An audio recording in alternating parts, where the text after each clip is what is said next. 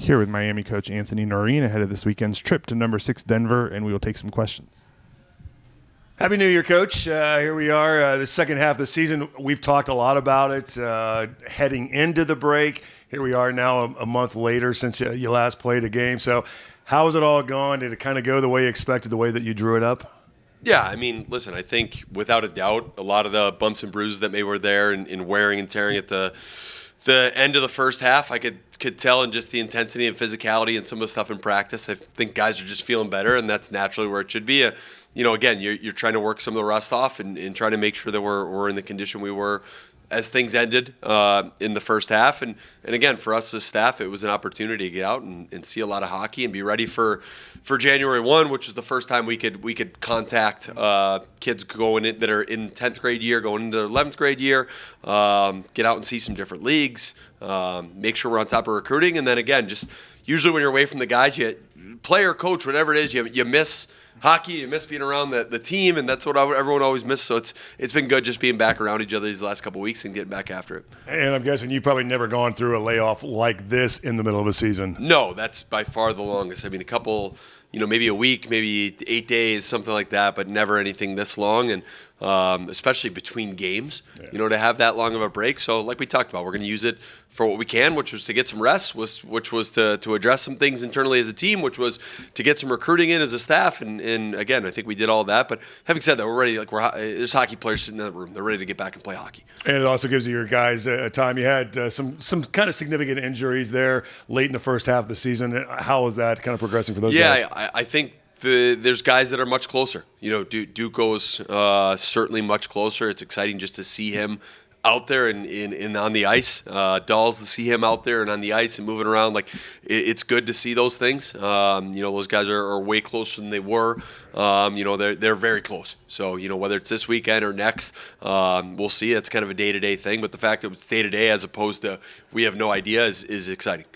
This weekend takes us to Denver. So, and you talked early in the season how they, being the defending national champions, that they may be better than they were a year ago this year. So they've run into kind of some ups and downs a little bit this year, but how do you assess Denver as you get ready for them this weekend? Yeah, I mean, they're kind of the team that everyone's looking at in the country right now.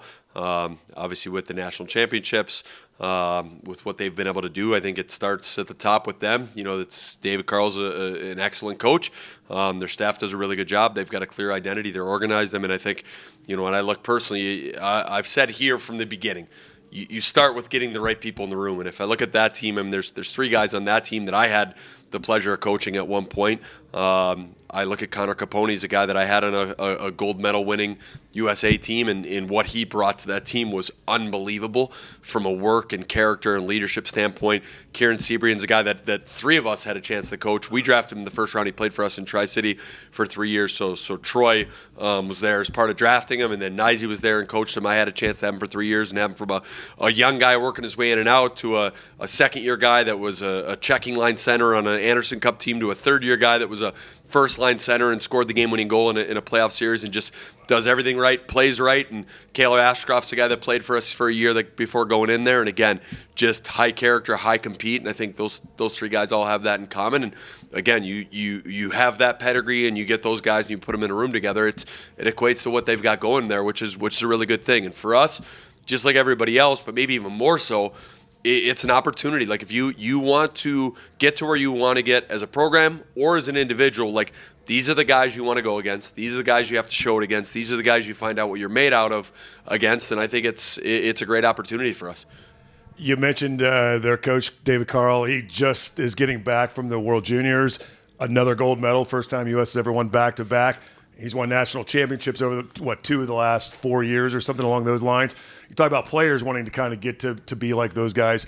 There's a coach like that, too. I don't think we can underestimate what kind of coach he is. Yeah, and first off, what an unbelievable win for David and the rest of that USA World Junior team. What a statement about where we are at as a country, and obviously college hockey in the U.S.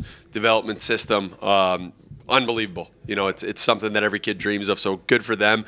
And David's a guy I've known for probably 12, 15 years, and going back to working USA hockey festivals, living in the dorms in Rochester, and then when he was an assistant coach for Derek Lalonde in Green Bay and was really close with those guys and them then, and to see what he's done to go and be on Monty's staff in Denver, and then to take that program and, Monty leaves, and okay, where are things going to be, and to take it and continue it and push to the next level. Obviously someone that I and we have a ton of respect for, him and their entire staff. I think they do a great job in every facet, whether it's coaching, whether it's recruiting, things like that. And again, a program that you want to play against those teams. You want to look at those teams, and that's part of our chase is looking at those programs and how do we get to a point where we are consistently able to go and compete against those teams and feel like we're on equal footing. And that's an everyday process for us, both on the ice. It's recruiting, it's weight room, it's everything we do. But that's if you're gonna make a statement in this conference, you've got to be able to go toe to toe with programs like that, and there's a reason we respect them so much. As you get ready for this weekend, and again, this uniqueness of coming off a month-long break, you kind of mentioned it was almost going to be like a training camp all over again. On top of that, this will be the first time you're taking a college team out to play at elevation. How does that change kind of the mindset, not only with this long layoff, but then now going out to elevation? Yeah, I mean, I think you're really going to rely on what you've built up conditioning wise, and there's a reason we've done so much conditioning before the break and since coming back to make sure that we're ready for whatever conditions we jump into, and then again, thankful that our university allows us to go out early and spend a couple days there in that climate, in that environment, and get a couple practices in. So it's not just getting there, showing up, and playing. Hopefully, a combination of all that allows us to be as best prepared as we could be going into it. And again, you've used this last month now, kind of like a training camp as well. How do you keep the guys engaged and now have to flip that light switch back on from training camp to games? Yeah, I think by making it highly competitive every practice. We've tried to make it, as we always have, as competitive, as physical, as demanding, high tempo of practice as possible. I mean, we've had one day off since they've come back, and other than that, we've been going and we've been pushing hard. And it's one thing for us to lay that out. It's another thing for them to buy in and really push each other in those situations. And I think they've done a good job of it since we've come back. We're here with Artur Turansky, Miami back in action this week at number 6 Denver, and we'll take some questions. Happy New Year, Artur. Welcome Year. back. I'm sure after a nice long layoff like this, you're probably ready to get back at it. You guys have been practicing since just after Christmas, but now you get to go out and actually play games again. So what's kind of that mindset for you and the rest of the guys? Yeah, I mean we've been here for a couple of weeks doing a lot of conditioning, a lot of battle drills. So getting back into shape and getting back into game shape, obviously, and we're all excited to get back for the games and trying to win some games this weekend. Did you get a chance to go home over the break as well and get a chance to kind of refresh a little bit? No, I didn't go home this year. I went to Buffalo to see my girlfriend, so I spent some Christmas over there. It was a little different, but I loved it. Got a little U.S. Christmas thing then for you. Yeah. So, all right. So with the long layoff, and I know Coach kind of talked about this before the break, it's almost like another kind of training camp again all over for the guys as well. And you mentioned kind of having the need to get back into shape. So how different has this been than maybe the last couple of years that you were here? I mean, last couple of years we got back, and the week we came back we had games, so it was kind of a straight jump to the games. But now we kind of had time to build our lungs again, like build up our conditioning, and this week we started to practice some systems, so get back with that. And as you kind of look at the overall break as well, what is the mindset for the guys now, kind of putting that first half behind you and knowing that maybe you weren't quite as far off as maybe the record indicated? Yeah, I think we look back at our last games right before break against North Dakota. Those were both really close games where could win both ways, Right. So we kind of remember those, and I think we have a good mindset going to Denver. And you mentioned Denver, so let's talk a little bit about that. You've been out here for a couple of years now, so you know what it's like to go and play at elevation. So how much does it take out on guys? Can you really notice a difference when you go out there when you're playing up in the elevation? Yeah, you can definitely notice it. I usually notice it the first practice we get there, and then kind of forget about it. But I guess every guy's different with that. So yeah. And how about playing Denver? They defending national championship. their coach just coming back from the World Juniors. They've got Zeev Buyam, who was part of that Team USA. So what's it like getting ready to play a team that has all those kind of accolades? Yeah, I mean, it's exciting. Like all the guys on our team are excited to play them. Like they have a great team, like not just Buyam, but all the whole decor is, they're mobile. They move up and down the O-zone. They work as a 5-man unit. So it'll be a lot of work in the D-zone, but I think we're going to be ready for that. And talk about the World Juniors real quick. Obviously, I'm sure you guys got together and watched a lot of those games. There's a lot of international flavor on the Miami team this year. So how did you guys kind of try to tamp down the U.S. guys and maybe a little the talking that they were probably doing after the big win?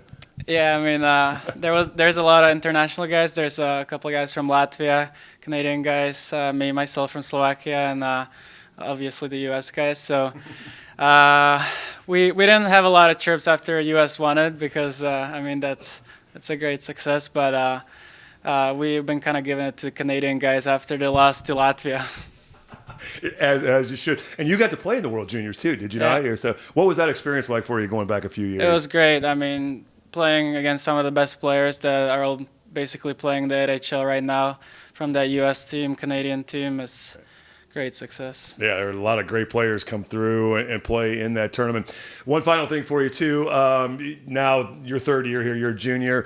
What was it like for you to make your way from Slovakia to Oxford, Ohio? Kind of what was that path? How did you get here, I guess is a good way to ask that. Yeah, so I started at a prep school in Connecticut at South Ken at Selleck's Academy. And from there, it's been my dream to play college hockey. So I worked myself up, played juniors, played in the NOL a couple years. I was in Finland 1 year, the COVID year. Didn't allow me to go to Youngstown because the COVID restrictions. I wasn't able to get my visa, so I had to stay in Finland. That extended my junior career for 1 year longer, I guess. And then I got recruited by the old coaches to come to Miami. And what's it like being here? Kind of your impressions of the university, the academic part of everything. It's great. I mean, it's all that I dream of. Obviously the facilities here, everything, hockey, the coaching, the teammates, the division we're playing in, and then when you get outside of the rink, you also have the school part, which is top notch.